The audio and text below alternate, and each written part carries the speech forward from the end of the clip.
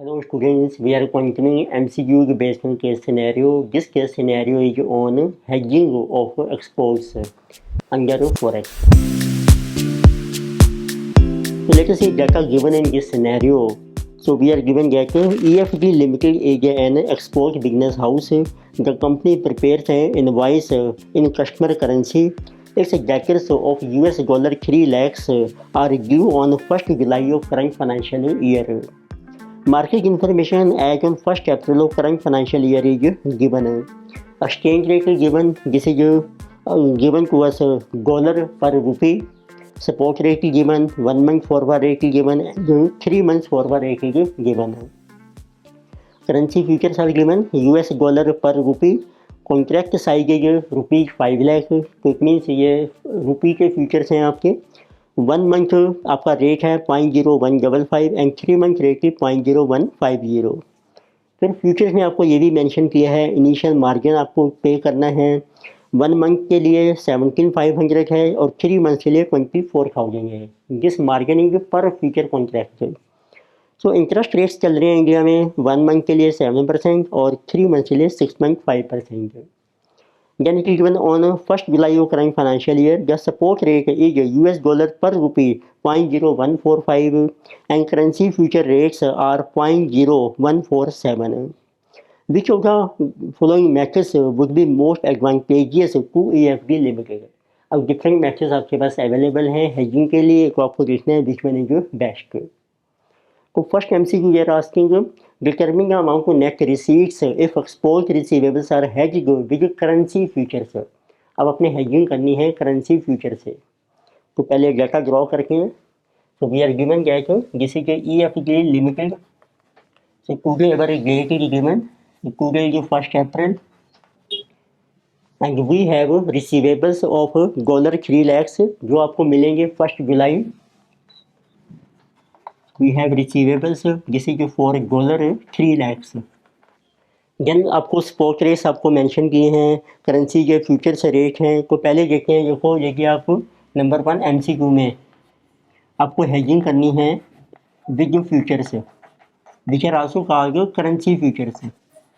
तो फ्यूचर में जो लोड साइज है वो आपको मेंशन किया है ₹5 लाख.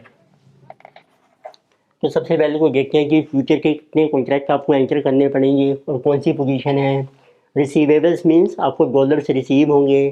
तो हमारा ऑब्जेक्टिव है कि इस डॉलर को आपने सेल करना है आफ्टर 1st जुलाई. और आपका रिस्क है कि डॉलर का जो रेट है फॉल कर सकता है. बाकी रिस्क इन केस डॉलर में फॉल. इसमें जब डॉलर का रेट फॉल कर जाएगा तो आपको लॉस हो सकता है. तो उसके लिए आपको हेजिंग स्ट्रैटेजी में एंटर करना चाहिए. देखिए डॉलर के फ्यूचर्स हैं उसको आप आज ही अपना जो है सेल कर लीजिए. It means to cover risk we will sell dollar future. तो what is our strategy we should sell dollar futures. क्योंकि रिस्क है कि आपका डॉलर फॉल कर सकता है. बट आपके पास है रुपी फ्यूचर्स रिवर्स करेंसी है. तो उस केस में फिर आपको बाय करने पड़ेंगे रुपी फ्यूचर्स. इट मीन्स अब ये डिसाइड हो गया है कि आपको रुपी के फ्यूचर बाय करनी है. अब उसका को आपको रेट दे रखा है फॉरवर्ड रेट है और कितने टाइम का आपका गैप है अप्रैल टू जुलाई जिसे जो 3 मंथ है. तो 3 मंथ का जो फ्यूचर का रेट आपको दिया है उसको मेंशन कर रखे हैं future rate time period 3 months. तो जिसे गिवन 0.015.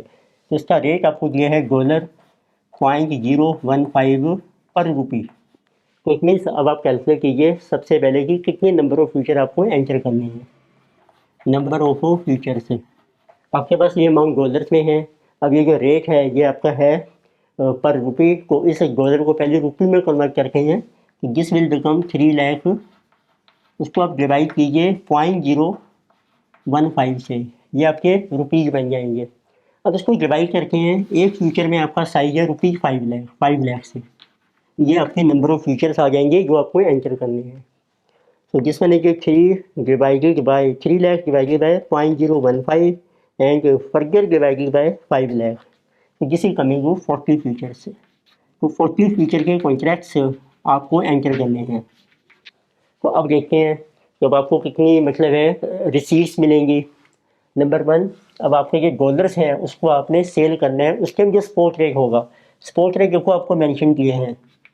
एक तो स्पॉट मार्केट का रेट दिया है आपको स्पॉट मार्केट में जो रेट होगा 1 जुलाई को, जिस will be our 0.0145। Spot rate है आपका स्पॉट मार्केट में, इसको लिख लीजिए आप SP 0.0145।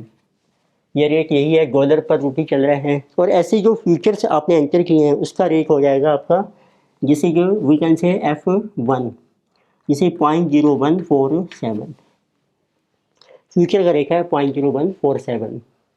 तो इट मीन्स फ्यूचर का रेट था आपका देखो 0.015, ये रुपये की वैल्यू है डॉलर्स में, जिसी also value rupees in dollars. तो आपने फ्यूचर जो है बाई किए हैं इसमें, जिसे जो लॉन्ग पोजीशन। तो इट मीन्स रेट आपका फॉल कर गया है, तो फ्यूचर मार्केट में आपको लॉस हो रहा है। और प्लस आपका इनिशियल मार्जिन भी है, जो 3 मंथ्स के कॉन्ट्रैक्ट हैं उनका मार्जिन है 24,000।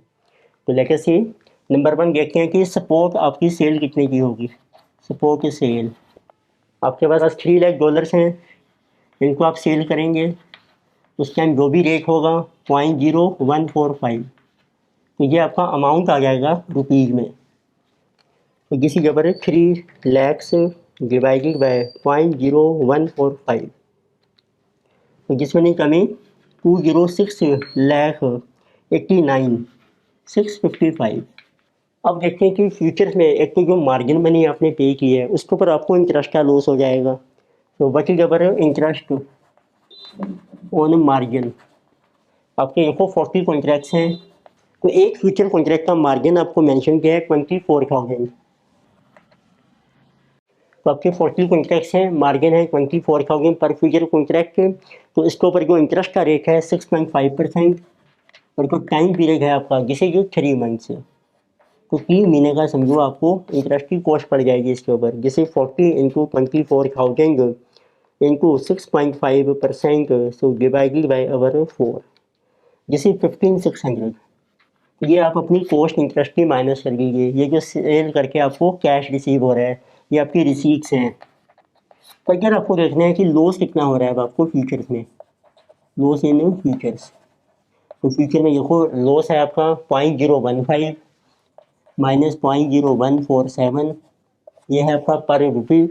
इनको कर दीजिए आपके फ्यूचर का जो साइज है 5 लाख का फ्यूचर है, इनको नंबर ऑफ फ्यूचर्स है, these are 40। This loss in future we are getting, so this loss is coming 0.015 minus 0.0147 into 5 lakh into 40।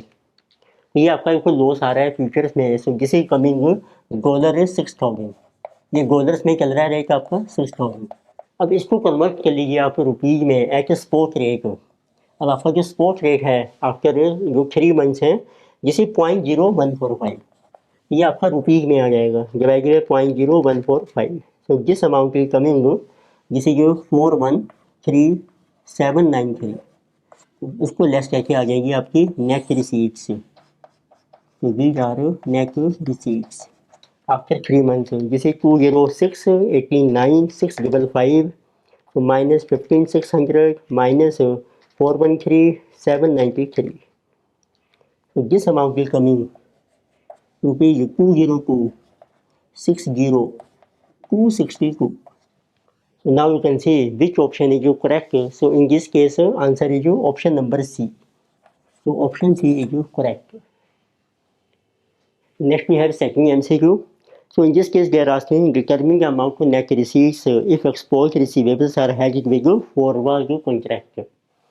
तो इसमें सेकंड में आपको डिटरमिन करना है if there is hedging with forward contract. So let us see what will be net receipts. तो forward contract में जो कुछ सिंपल हो जाएगा कि जो भी आपको डॉलर्स आपको मिलने हैं 3 लाख, बस उसको आप डिवाइड कर लीजिए जो आपका फॉरवर्ड रेट है ऑफ 3 मंथ्स का।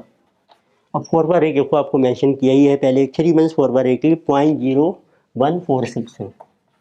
ये डिवाइड इसलिए हो रहा है क्योंकि रेट आपको दिया है डॉलर में, पर रुपी है ये रेट। तो means for this much dollar you get 1 rupee, for this much dollar what will B rupees.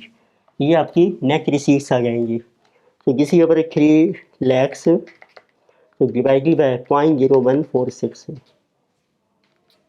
तो दिस अमाउंट इज रुपीज, तो 205,47,945।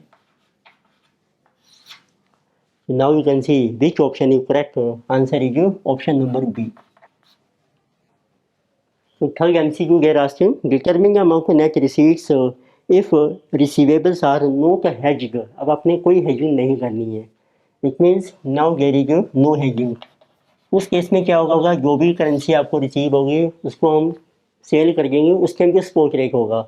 It means what will be net receipts. Formula बन जाएगा आपका, आपको मिल रहे हैं डॉलर्स 3 lakhs और आप उसको डिवाइड कीजिए जो भी आपका स्पॉट रेट है आफ्टर 3 months. तो स्पॉट रेट आपको मेंशन किए हैं after 3 months. As on 1 July it will be 0.0145. 0.0145. ये आपका अमाउंट आ जाएगा रुपीज़ में जो आपको रिसीव हो जाएगा.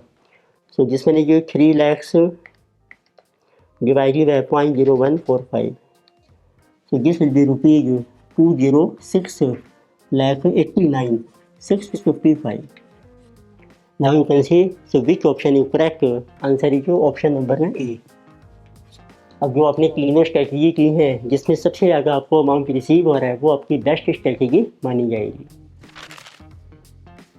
In this lecture, we have discussed a case scenario on hedging of exports under topic of forex.